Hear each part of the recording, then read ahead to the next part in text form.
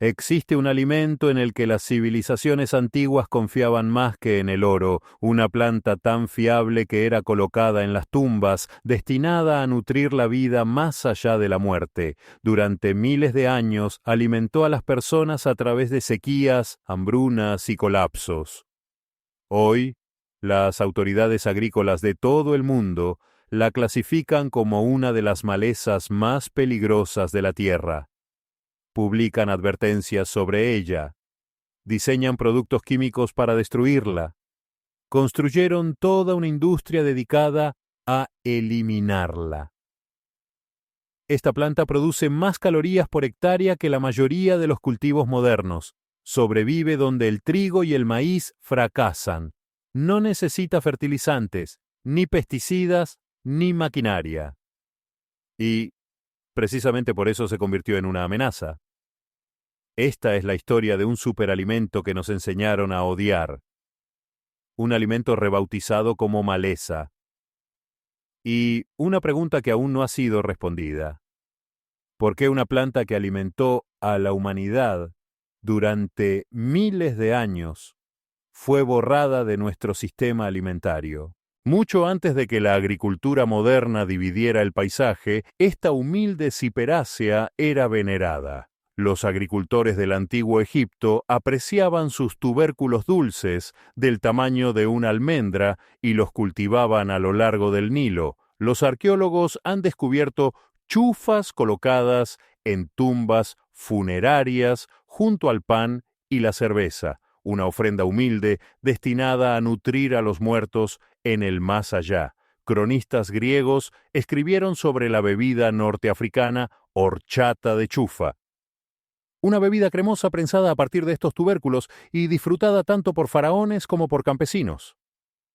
En la España musulmana, los campos de chufa rodearon Valencia durante siglos, y los árabes enseñaron a los habitantes locales a prensar las raíces para obtener una leche tan apreciada que, según se decía, los reyes españoles pagaban impuestos en chufas. Relatos populares de África Occidental hablan de una aldea azotada por el hambre que fue rescatada por una planta misteriosa que brotó de la tierra reseca cuando todo lo demás había fallado. Los ancianos enseñan a los niños que la planta era un regalo de la madre tierra, una promesa de que la vida perdura incluso durante la sequía. Para los pastores nómadas fulani, las chufas secas eran raciones de emergencia llevadas a través del Sahel.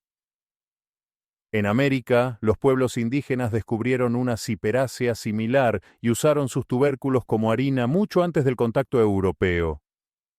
Parece que cada cultura que entró en contacto con esta planta la integró en su propio mito.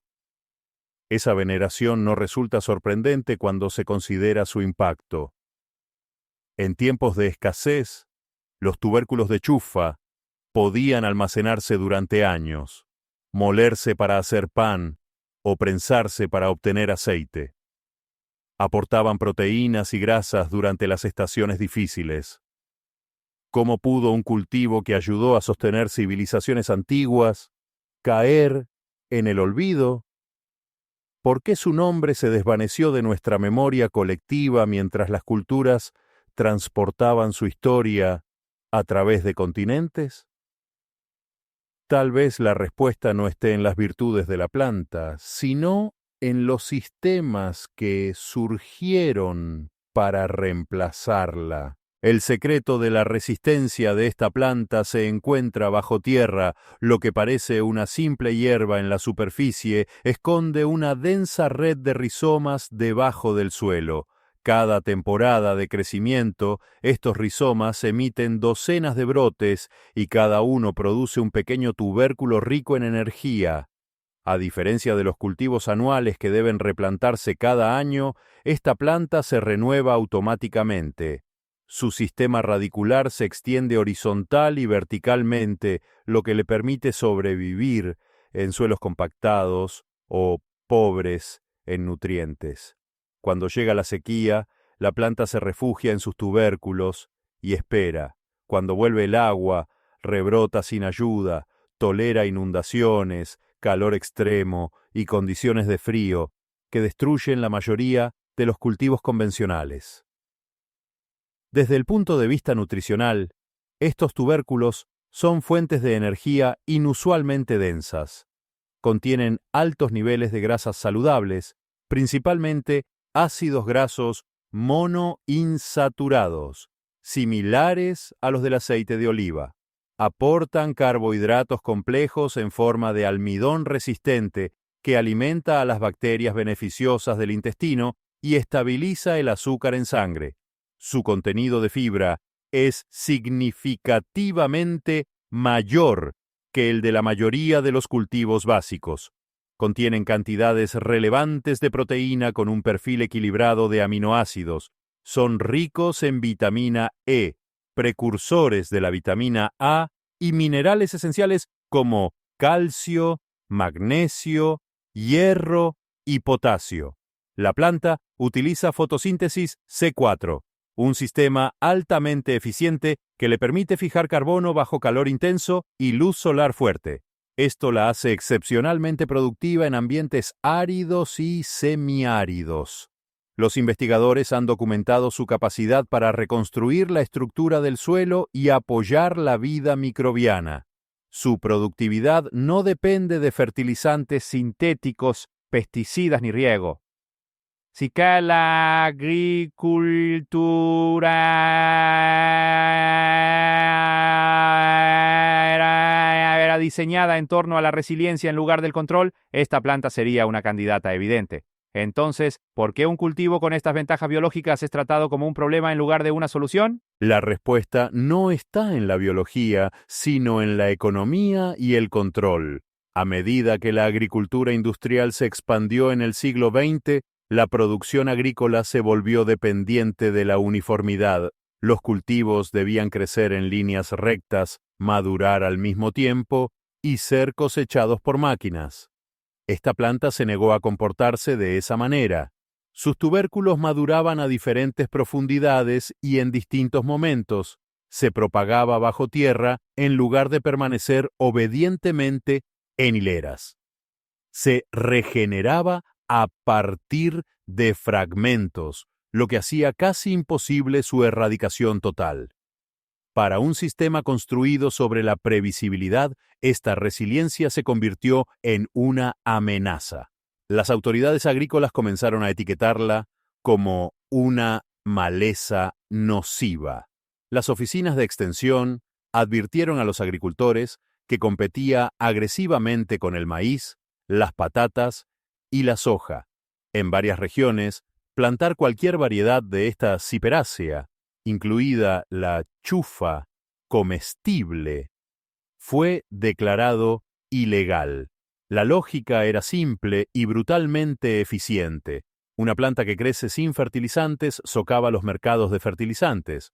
Una planta que se regenera año tras año socava la venta de semillas. Una planta que alimenta directamente a las personas socava un sistema que se beneficia de la dependencia. Luego llegó la respuesta química. Se diseñaron herbicidas específicamente para atacar ciperáceas como esta. Miles de millones de dólares fluyeron hacia programas de control de malezas. Mientras tanto, la memoria cultural de las ciperáceas comestibles desapareció silenciosamente. Los libros de texto dejaron de mencionarlas como alimento. El conocimiento tradicional fue descartado como primitivo. Con el tiempo, la narrativa se endureció. Esta planta ya no era alimento, era un enemigo, y, sin embargo, persiste una contradicción. En España, los campos de chufa están legalmente protegidos y la horchata de chufa se celebra como patrimonio cultural. En las tiendas de alimentos saludables, las chufas se venden como un superalimento moderno. La misma planta es un manjar en un lugar y un delito en otro. ¿Cómo puede un alimento convertirse en contrabando simplemente por cruzar una frontera? ¿Quién se beneficia cuando un cultivo autosuficiente es eliminado de las opciones del agricultor? Esto no es una conspiración oculta. Es un patrón documentado de la agricultura moderna.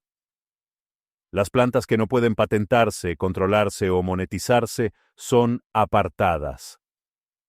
La pregunta no es si esto ocurrió. La pregunta es si debe continuar. En rincones silenciosos del mundo, la historia ha comenzado a cambiar. Mientras los campos industriales continúan rociando y suprimiendo, pequeños agricultores, investigadores y comunidades indígenas se hacen una pregunta diferente. ¿Y si la maleza nunca fue el problema? En el este de España, los agricultores han preservado el cultivo tradicional de la chufa durante generaciones, perfeccionando técnicas que permiten cosechar los tubérculos sin destruir el suelo. En África Occidental, las chufas nunca desaparecieron y siguieron siendo un alimento básico vendido en mercados, consumido crudo o remojado en bebidas dulces. En los últimos años, científicos del clima y agrónomos han comenzado a prestar atención. A medida que las sequías se intensifican y los precios de los fertilizantes aumentan, los cultivos que sobreviven sin insumos ya no parecen primitivos. Parecen necesarios. Las universidades están comenzando a estudiar las ciperáceas comestibles, no como plagas, sino como cultivos resilientes al clima. Los investigadores documentan su capacidad para reconstruir la estructura del suelo, apoyar la vida microbiana y producir calorías donde el trigo y el maíz fallan. Los emprendedores están transformando las chufas en bebidas vegetales, harina y aceite. Estos productos requieren una fracción del agua utilizada por las almendras o la soja. En los círculos de la agricultura regenerativa, la planta ya no se ve como una invasora. Se la redefine como una especie pionera que sana tierras degradadas mientras alimenta a las personas. Este resurgimiento no está impulsado por la nostalgia. Está impulsado por la necesidad. El sistema alimentario global enfrenta inestabilidad climática, agotamiento del suelo y costos energéticos crecientes. Los cultivos que dependen de un apoyo químico constante se están convirtiendo en pasivos. Las plantas que prosperan con el abandono se están convirtiendo en activos. La verdad más importante es esta. El conocimiento nunca se perdió. Fue ignorado, guardado en la memoria popular, descartado como obsoleto y ahora redescubierto bajo presión. ¿Qué otras soluciones están ocultas a simple vista porque no encajan en un modelo industrial? Si el futuro de la alimentación depende de la resiliencia y no del control, ¿qué plantas elegiremos recordar? Esta planta nunca fue débil, nunca fue inútil, simplemente era demasiado independiente para un sistema construido sobre el control. Durante miles de años alimentó a las personas de manera silenciosa y fiable, sin pedir permiso. Luego fue rebautizada, regulada y olvidada. No porque fracasara, sino porque tuvo éxito en sus propios términos. La historia muestra algo incómodo.